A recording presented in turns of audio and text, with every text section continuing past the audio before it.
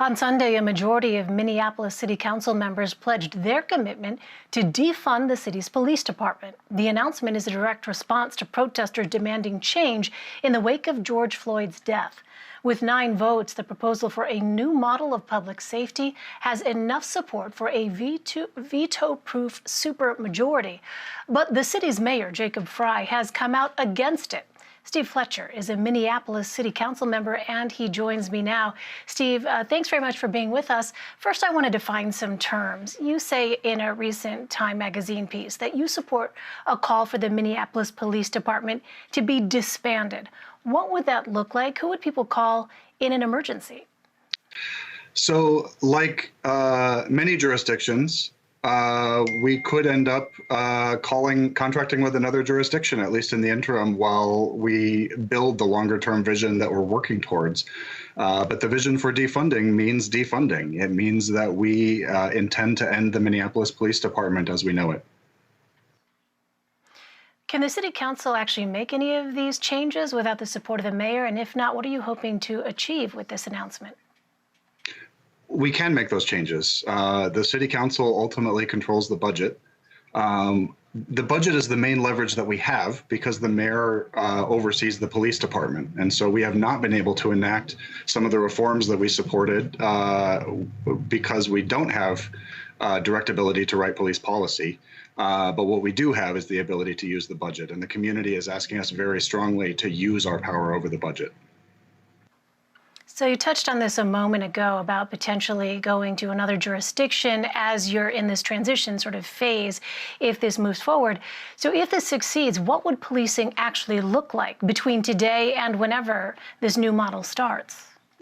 So the important thing that everybody needs to know is that 911 gets answered at every step of the way.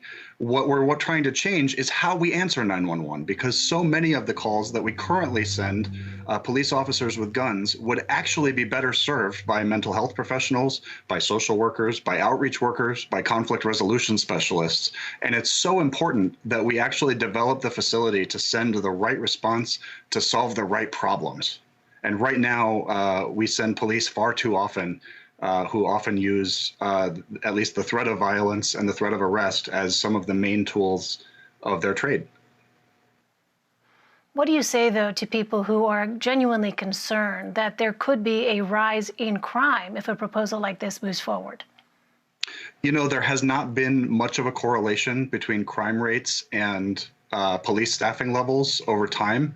And I believe that a lot of what makes people safe and a lot of what makes people feel safe is the presence of other people who are constructively engaging in society. And so we need to make sure that we create all kinds of presence that's designed to prevent crimes from ever happening, presence that's designed to give people help they can look to if they were to run into a situation that they didn't feel like they could handle themselves, and then obviously help to respond if there actually is a dangerous situation. So all of those things are needed, and we focus way too little on the public health aspects of violence prevention and way too much on our ability to be tough once things have already escalated to danger. Well, in that op-ed for Time magazine that we mentioned, you say past attempts at police reform in Minneapolis have failed. And you even mentioned instances, you said, of retaliation, such as reduced response times in your city. Who are the main actors in this debate, and what happened with those previous efforts at police reform? You know, in many cases, I think the Police Federation empowers its members to know that there won't be any consequence if they just decline to participate in these reforms. And so we've seen a lot of the things that we've tried to make happen. You know, people say, well, what you really need to do is implicit bias training and help people get better trained. Well, we have those trainings, and we know officers just kind of sit in the back and roll their eyes, and you kind of can't teach people things that they're not willing to learn, that they don't want to learn. And so I think it's very important that we, as a part of this, take seriously that we're trying these reforms and we're getting resistance at every step.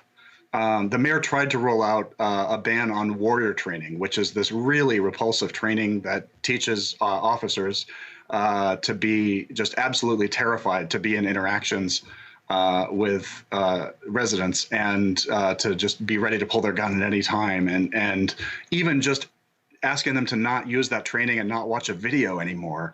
The Federation president was, all over the news demanding that this ridiculous reform be repealed. So President Trump has tried to link this. President Trump has tried to link this idea of defunding the police to Joe Biden and the, quote, radical left. And on Monday, Joe Biden's spokesperson made it clear that the former vice president does not support defunding the police. You've also had the chairwoman of the Congressional Black Caucus, Karen Bass, say that she does not support the idea of defunding police. This is the chairwoman of the Congressional Black Caucus. How do you plan to build political support for your proposal? The political support for this proposal that we most need in order to enact it is the people of Minneapolis. And I have heard so clearly from my constituents who care about safety deeply, and they are wanting to make sure that we really have answers to safety, but they no longer, especially after our experience of the last couple of weeks, necessarily connect the idea of safety to the idea of police. Steve Fletcher, I'm afraid we're out of time. Thank you so much for joining us. Thank you.